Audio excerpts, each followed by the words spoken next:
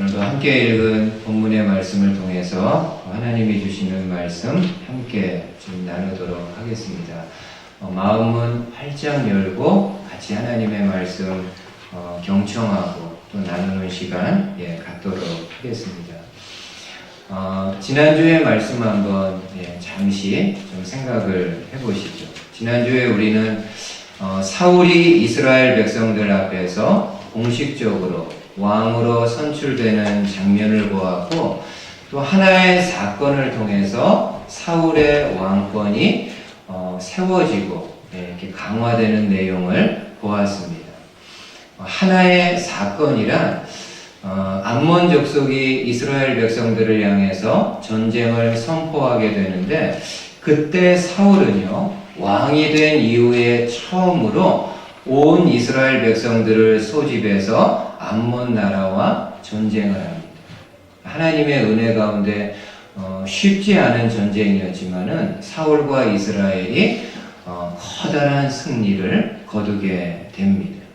그래서 그 전쟁을 통해서 사울의 왕권이 비로소 확인받았고, 또 백성들 가운데 왕권이 강화되는 그런 역사가 일어나게 되었습니다. 오늘 본문은 이제는 사무엘이요 본인이 가지고 있었던 통치권을 사울에게 이양하면서 이스라엘 백성들에게 이렇게 설교하는 내용을 보여주고 있습니다. 사무엘의 어떻게 보면은 마지막 고별 설교와도 같은 내용이라고 좀 볼 수 있습니다. 오늘은 여러분들과 함께 사무엘의 설교를 크게 세 가지 내용을 가지고 같이 함께 좀 말씀 나누도록 하겠습니다. 먼저 사무엘은 자신이 지도자로 있는 동안 어떻게 이스라엘을 섬겼는지에 대해서 본인의 그 심경을 고백합니다.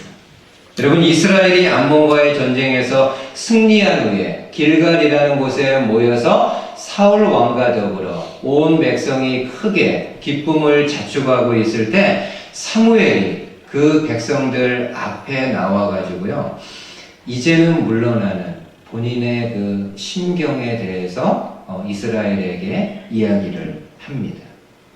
한번 3절 말씀 보십시오. 3절에 내가 여기 있나니 여호와 앞과 그의 기름 부음을 받은 자 앞에서 내게 대하여 증언하라. 내가 누구의 소를 빼앗았느냐? 누구의 나귀를 빼앗았느냐? 누구를 속였느냐? 누구를 압제하였느냐? 내 눈을 흐리게 하는 뇌물을 누구의 손에서 받았느냐? 그리하였으면 내가 그것을 너희에게 갚으리라. 여러분, 지금 사무엘은 자신이 지도자로 있는 동안에 그 어떤 불의나 부정함 없이 정직하게, 성실하게 이스라엘을 대했다고 고백을 하고 있습니다. 좀 더 구체적으로 어떻게까지 이야기하나요? 내가 누구의 소나 나귀를 강압적으로 빼앗은 적이 있느냐? 내가 누구를 속이거나 누구를 압제한 적이 있느냐라고. 나에게 있는 권력과 힘과 통치권을 가지고 누구를 강제로 압제하거나 누구를 이렇게 속인 적이 있느냐. 내가 누군가로부터 뇌물을, 부정한 뇌물을 받아가지고 너희들에게 행했던 판결 중 어느 하나의 판결이라도 흐리게 한 적이 있느냐라고 반문합니다. 그런 일 없죠. 그리고 사무엘은 이러한 본인의 사역에 대해서, 일에 대해서 하나님이 나의 증언자가 되고 너희의 왕인 사울이 나의 이러한 삶에 대해서 증인이 될 수 있다라고 고백하고 있습니다. 한마디로 사무엘은 하나님과 사람들 앞에서 정직하게 본인에게 주어졌던 일을 성실하게 감당한 사람임을 알 수가 있습니다. 여러분, 사무엘뿐만이 아니라요, 성경에 나오는 하나님의 사람들이 그렇습니다. 사도 바울 같은 경우만 봐도 본인이 하는 일에 대해서 굉장히 자신 있게 고백을 합니다. 여러분, 바울이 3차 전도 여행할 때 아시아의 수도인 에베소에 가서 사역을 하는데 무려 몇 년 동안 그곳에서 사역을 하죠? 3년 동안 사역을 합니다. 그러니까 에베소 사역은 바울의 전체 사역에 있어서 가장 오랫동안 머물러서 사역했던 도시입니다. 3년이라는 기간은요, 솔직히 선교했다라기보다는요, 목회했다고 봐도 무방한 그런 기간입니다. 그러니까 굉장히 마음을 기울여서 사역했다라는 것을 알 수 있습니다. 그리고 3차 전도 여행 마치고 이제 마지막으로 죽을지도 모르는 예루살렘을 향해서 가게 될 때 가는 중간에요. 에베소는 들르지 못하고 밀레도라는 곳에서 에베소 장로들을 청해서 마지막으로 그들을 만나는 장면이 나옵니다. 그때 바울이요, 그 에베소 장로들에게 이렇게 이야기합니다. 한번 들어보세요. 사도행전 20장에 이렇게 말합니다. 그들에게 말하되, 장로들에게 말하되, 아시아에 들어온 첫날부터, 아시아는 에베소 도시를 이야기합니다. 에베소에 들어온 첫날부터 지금까지 내가 항상 여러분 가운데서 어떻게 행했는지를 여러분들이 안다. 내가 3년 동안 에베소에 머물면서 어떻게 여러분들과 교회를 섬겼는지를 누구보다도 여러분들, 교회의 리더들인 여러분들이 잘 알고 있다는 겁니다. 19절에 뭐라고 이야기하나요? 모든 경성과 눈물이며 유대인의 관계로 말미암아 당한 시험을 참고 주를 섬긴 것, 또 유익한 것은 무엇이든지 공중 앞에서나 각 집에서나 거리낌 없이 여러분들에게 전하며 가르쳤다. 내가 여러분들 앞에서 설교하거나 가르칠 때 내가 신분이 참 좋고 공부한 것도 많고 스펙이 많기 때문에 여러분들 앞에서 고압적인 자세로, 거만한 자세로 이렇게 가르치거나 전하지 않고 겸손과 눈물로 여러분들의 영혼에 꿀을 먹였다. 그리고 33절에는 뭐라고까지 이야기합니까? 내가 아무의 은이나 금이나 의복을 받지 않았다. 그러니까 내가 물질적인 면에 있어서도 하나의 흠 없이 깨끗하게 여러분들을 섬겼다라고 이야기를 하고 있습니다. 이처럼 사도 바울도 하나님과 사람들 앞에서요, 정직하게, 성실하게 본인에게 주어졌던 일들을 감당했음을 알 수 있습니다. 오늘 저와 여러분들은 어떻습니까? 저는 기본적으로요, 성도의 균형 잡힌 모습은 그 하는 일에 있어서요, 하나님과 사람에게 다 인정을 받는 겁니다. 이게 참 어려운 일입니다. 하나님에게도 인정받고 사람들에게도 인정받는, 이게 참 쉬운 일은 아니지만은 그럼에도 저와 여러분들이 이 땅에서 그 하는 일에 있어서 추구해야 되는 이상적인 모습입니다. 근데 때로 적지 않은 사람들이요, 믿는 사람들이요, 교회 안에서는 열심으로 신앙생활하고 열심으로 교회를 섬기는 가운데 하나님과 성도들로부터는 인정을 받습니다.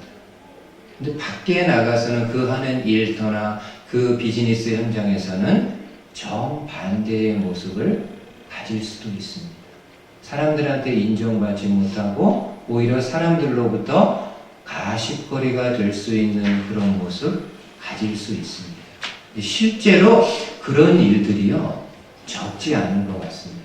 제가 직장 생활을 하지 않아서 저는 잘 모르겠지만은 제가 한국에서 부목사로 교회를 이렇게 섬길 때 이렇게 청년부 사역을 한 2년 동안 한 적이 있습니다. 교구를 맡아서 신방도 하고 또 한쪽에서는 청년부 친구들과 함께 예배하고 말씀을 나누는 시간을 가졌는데 그 청년들이요 한 80명 됐는데 30명은 대학생들이고 한 4, 50명은 청년 직장 생활하는 청년들입니다. 근데 이렇게 직장 생활하는 청년들이 같이 이렇게 이제 기도 제목을 나누거나 함께 쉐어링하면서 이야기할 때 이런 이야기를 자주 합니다.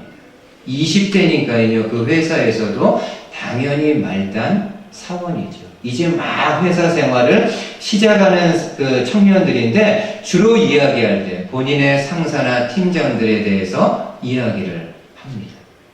근데 그 이야기들 가운데요 내 상사나 팀장 가운데 회사 안에서 하나님에 대한 이야기, 하나님에 대한 믿음에 대해서 이야기를 많이 한다라는 거예요. 그리고 정말 신앙이 있는 것처럼 보이고 또 회사에 신호회가 있는데 그 바쁘고 그 힘든 가운데에서도 신호회 모임이나 예배가 있으면 빠지지 않고 참석을 하는 거예요. 누가 보더라도 하나님 안에서는요 믿음이 있고 신실한 사람입니다. 근데 정작 그 회사 일을 하는 데 있어서는요 그렇지가 못합니다. 때로는 좀 능력이 없고요. 때로는 부조리한 모습을 보이기까지 하는 겁니다. 능력이 없으면 겸손하게 본인의 연약함을 이렇게 이야기하면서 나가면 좋은데 그러한 능력 없는 거에 대해서 다른 부조리한 모습으로 메꿔 나가는 모습을 보면서 청년들이 많이 실망하는 거예요. 교회 안에서는 신호회 안에서는 참 인정받는 상사고 사람인데 정작 본인의 업무 능력이나 하는 일에서는 오히려 사람들로부터 뒤에서 안 좋은 소리를 듣는 것. 저와 여러분들은 어떻습니까? 교회 우리 직장생활 하시는 분들 어떻습니까?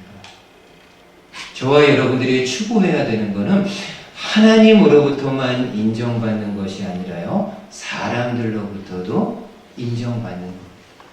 예수님 그러셨잖아요. 누가복음에 예수님에 대해서 뭐라고 이야기합니까?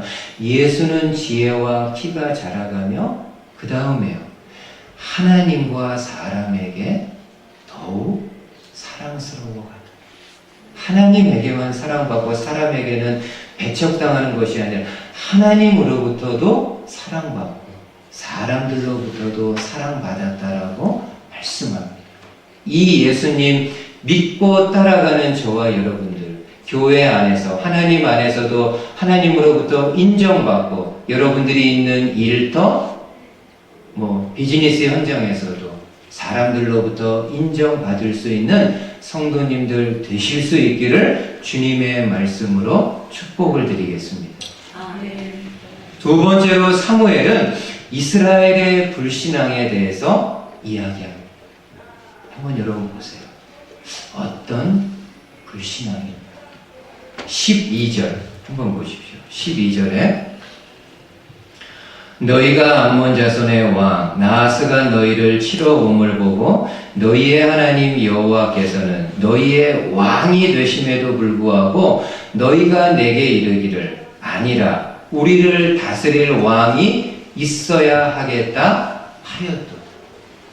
여러분 사무엘이 말씀한 이스라엘의 불신앙은 어떤 건가요? 한마디로 눈에 보이는 것을 추구하는, 눈에 보이는 것을 따라가는 이스라엘의 모습입니다. 지금 암몬 족속이 공격하려고 할 때 분명히 하나님이 이스라엘의 왕임에도 불구하고 눈에 보이는 또 다른 왕을 세워달라는 것은 잘못된 일이고 잘못된 일일 뿐만 아니라 하나님을 향한 불신앙의 모습을 드러내는 것이라고 지적합니다. 여러분 왜 이런 일이 일어나게 되었을까? 왜 이스라엘이 분명히 하나님이 이스라엘의 왕임을 알면서도 눈에 보이는 왕을 요구하게 된 걸까요? 결정적인 거예요.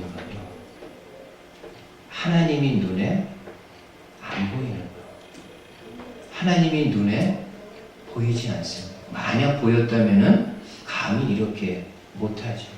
하나님이 눈에 안 보이는 거예요. 근데 반면에 사람 가운데서 왕을 세우며 이스라엘 백성들이 볼 수 있습니다. 그리고 본인들이 보는 가운데 그 왕이 본인들 앞에서 전쟁을 진두지휘할 수 있기에 이스라엘이 안심, 그 평안한 마음을 가질 수 있다라는 겁니다. 지금 사무엘은 눈에 보여야 믿을 수 있고 눈에 드러나야 따를 수 있는 이스라엘의 모습은 명백히 하나님을 향한 불신앙임을 이야기를 합니다. 여러분 혹시 기억하시죠? 이스라엘이 광야에서 생활할 때입니다. 한 번은 모세가 하나님의 율법을 받기 위해 시내산에 올라갔습니다. 근데 이게 하루 이틀이 지나도 안 내려오는 거예요. 10일, 20일이 지났는데도 안 내려옵니다. 한 달 이상이 지나가는데도 산에서 안 내려옵니다. 그러자 이스라엘 백성들이 동요하기 시작합니다. 그들의 지도자를 눈으로 못 보니까는요, 이게 동요가 됩니다. 혹시 모세가 시내산에서 하나님을 대면하다가 죽은 게 아닌가. 그리고 이렇게 오랫동안 내려오지 않는 것을 보면은 충분히 그렇게 되었을 가능성이 농후합니다. 이스라엘이 눈에 그 지도자 모세가 보이지 아니하니까는 마음이 흔들려서요. 그들과 함께 있는 모세의 형 아론에게 요구합니다. 우리를 애굽에서 이끌어낸 신의 모양을 만들어 달라. 말도 안 되는 거죠. 아론이 어떻게 그 큰 죄를 범할 수 있겠습니까? 근데 하도 이스라엘이 굉장히 위협적으로 아론을 압박하니까는요, 결국에는 아론이 금을 가지고 이스라엘 백성들이 모아준 금을 가지고 송아지를 만든 다음에요, 이 금송아지를 놓고 백성들에게 이야기합니다. 너희를 애굽에서 인도하여 낸 신이라. 그러자 이스라엘 백성들이 그 눈에 보이는 금송아지 앞에서 나체의 몸을 가지고 광란의 의식을 치루었다라고 이야기를 하고 있습니다. 이스라엘이 이러한 죄를 짓게 된 이유는 무엇인가요? 눈에 안 보이니까. 지도자가 눈에 안 보이니까는 이런 죄의 길로 들어갑니다. 그리고 여러분 생각해 보세요. 이스라엘 백성들이 가나안 땅에 들어갔는데도 그 가나안 땅에 있는 신들을 그렇게 쉽게 섬길 수 있었던 이유는 뭘까요?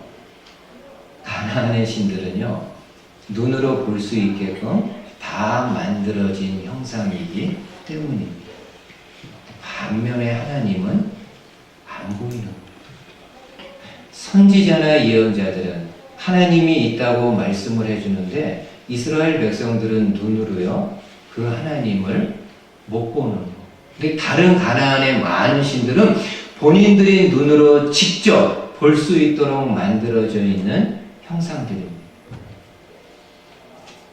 근데 솔직히요, 저와 여러분들은 이런 이스라엘 백성들을 정죄할 이렇게 자격이 있다라고는요, 좀 생각지 않습니다. 왜냐하면은 우리 또한 눈에 보이는 것에 집착하고요, 눈에 보이는 것을 따라가는 것이 저와 여러분들의 모습입니다.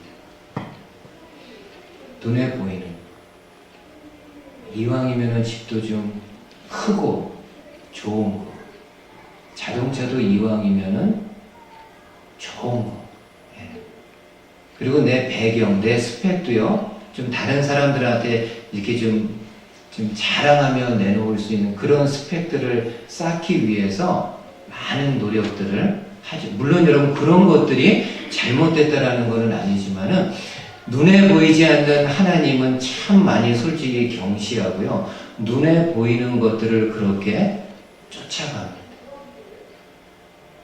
화면 한번 잠깐 보세요. 금반지가 있습니다. 누구나 다 좋아하는 금반지.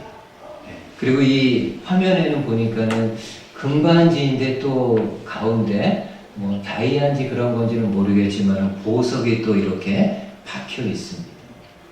여러분 혹시 반지의 뜻이 어떤 건지 아시나요? 반지는 한문으로 되어 있는데 반자는요 나누다라는 뜻입니다. 디바이드의 뜻도 있지만 쉐어링, 함께 나누는 것. 그 다음에 지는요 손가락, 핑거를 가리킵니다. 그러니까 반지의 의미는 무엇인가 하면은 서로 손가락을 걸고 약속한 거를 함께 지키기 위해서 나누자라는 의미를 가지고 있습니다. 근데 사람들은 어디에 더 관심이 있나요? 금에 관심이 있습니다. 이 금반지가 몇 돈이냐? 이 금반지에 박혀있는 보석이 어떻고 얼만큼의 중량, 이렇게 관심이 있습니다. 손가락을 걸고 약속한 거 눈에 보이지 않으니까는요 별로 그렇게 관심 안 갖습니다. 여러분 신앙생활도 혹시 마찬가지 아닐까요?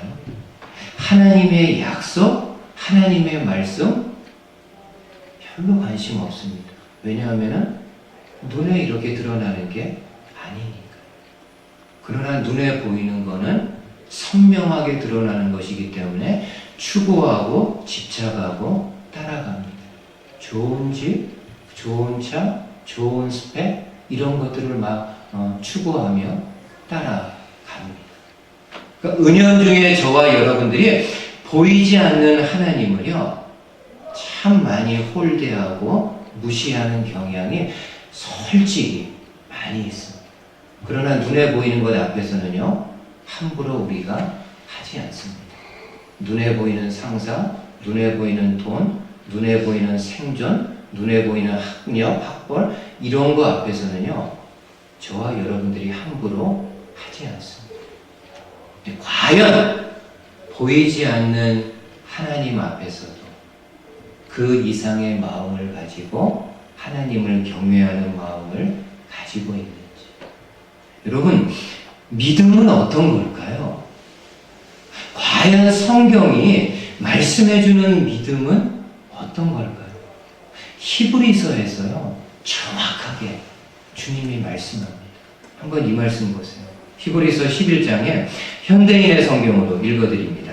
믿음은 우리가 바라는 것들에 대한 실물이며 보이지 않는 것들에 대한 증거입니다. 옛날 사람들도 이 믿음으로 하나님의 인정을 받았다. 히브리서 저자가 이야기하는 믿음이 어떤 겁니까? 한마디로 지금 당장 눈에 보이는 것이 없고 우리 손에 잡히는 것이 없다 할지라도 하나님이 반드시 행하시고 하나님이 분명히 이루실 것을 기대하고 믿는 것, 이것이 바로 믿음입니다. 지금 내 눈에 보이는 것이 없고 내 손에 잡히는 것 없고 내 삶의 피부로 느껴지는 것이 없다 할지라도 반드시 하나님께서 이루실 것을 믿는 것, 이게 바로 믿음입니다.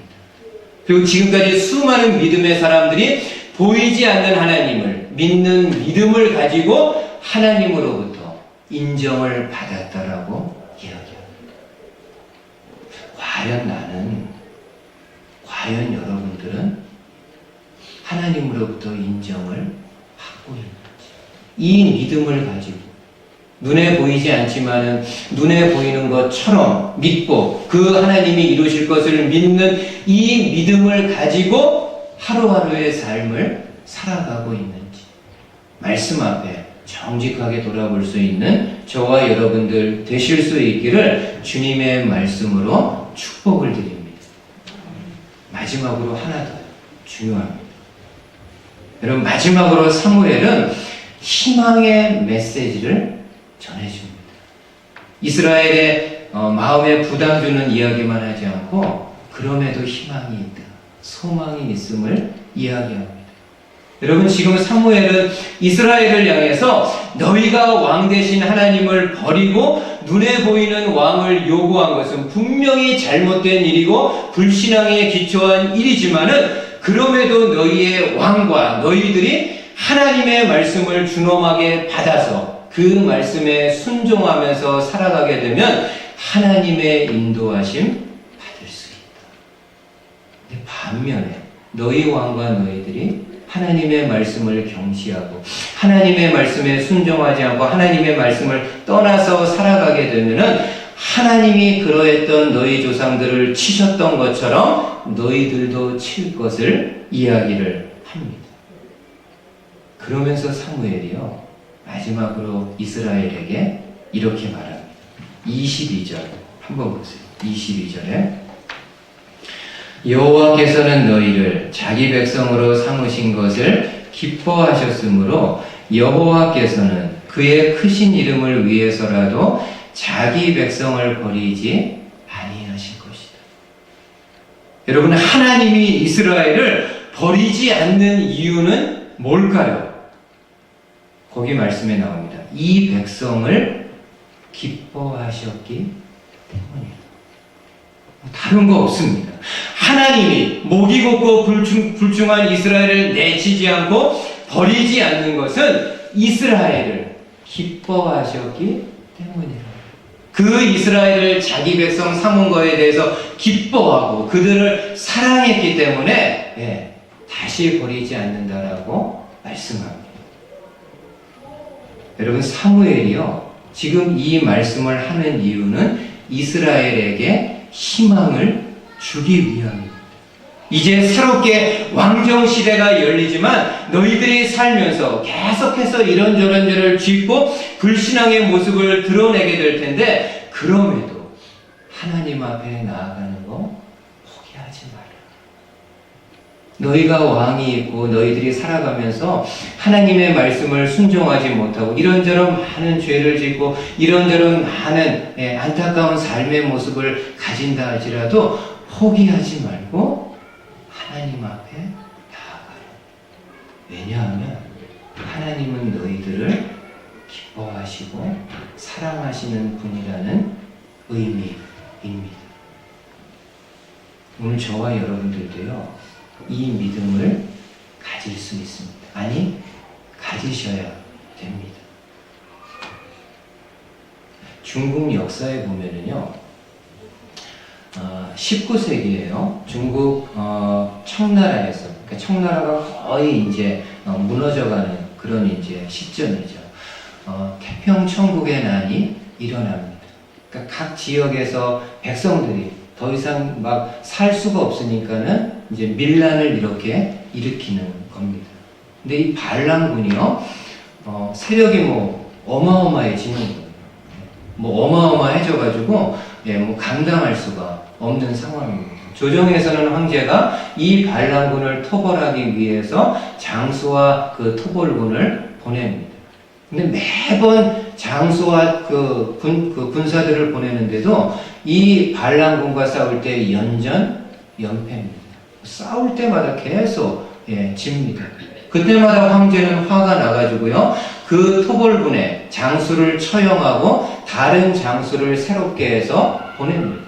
근데 그럼에도 반란군의 세력이 너무나도 강성하니까는 싸울 때마다 연패의 보고가 황제에게 올라옵니다.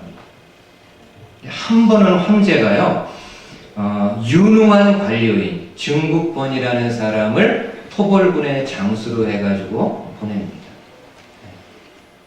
그래서 이 증국본이 군사를 가지고 반란군과 싸우는데요, 본인이 아무리 유능해도 지금 상황은 어쩔 수가 없어. 너무 반란군의 세력이 강하다 보니까는 이 증국본의 군사도요 연패를 당하게 됩니다. 근데 이 증국본이 황제에게요 이 전쟁의 상황을 보고할 때 반대의 글자를 보내게 됩니다. 연패라고 안 하고요, 연패, 연전이다. 황제가 그 보고서를 봅니다. 연패, 연전. 무슨 뜻입니까? 계속 지고 있지만 그럼에도 계속 싸우고 있습니다. 이건 분위기가 완전히 다른 겁니다. 연패, 연전. 우리가 계속 지고 있지만은 그래도 용기 잃지 않고 계속해서 싸우고 있습니다. 왕이 증국본의 그 마음을 헤아리고 오히려 처형하지 않고 상을 내리고 더 많은 증원군을 보냈다라는 중국의 역사가 있습니다. 저와 여러분들도요, 이 마음을 가지셔야 됩니다. 하나님을 오랫동안 믿었는데 여전히 어렵습니다. 이렇게 생각하기보다는요, 여전히 어렵지만은 그래도 끝까지 하나님 믿습니다. 하나님을 오랫동안 믿었는데 여전히 이런저런 죄를 짓고 있습니다. 이렇게 한탄하기보다는 반대로요, 여전히 내가 부족해서 이런저런 죄를 짓고 있지만은 그래도 죄와 더불어 끝까지 싸우겠습니다. 내가 오랫동안 기도했는데 기도 제목 이루어지지 않습니다. 왜 안 이루어집니까? 이렇게 원망하고 불평하는 거는 반대로요, 아직까지 여전히 기도 제목 이루어지지 않았지만은 그래도 끝까지 기도합니다. 기도 안 들어주셨으니까는 포기하고 안 해버린다, 이게 아니라 아직까지도 기도 제목 이루어지지 않았지만은 그래도 계속해서 기도합니다. 만약 우리가 이러한 모습을 가질 수만 있다면은 하나님이 얼마나 기뻐하실까요? 그 황제가 증원군의 그 이야기를 듣고 계속 패하고 있지만은 계속해서 싸우고 있습니다. 란을 들고 기쁨으로 오히려 후원상을 내렸던 것처럼 하나님이 저와 여러분들의 이 믿음과 이 모습을 가지고 살아가는 모습을 볼 때 하나님이 기뻐하시고요, 하나님이 후히 상을 내리시리라 믿습니다. 이런 성도들, 이런 교회 공동체 될 수 있기를 주님의 말씀으로 축복을 드립니다. 아멘. 예, 한번 여러분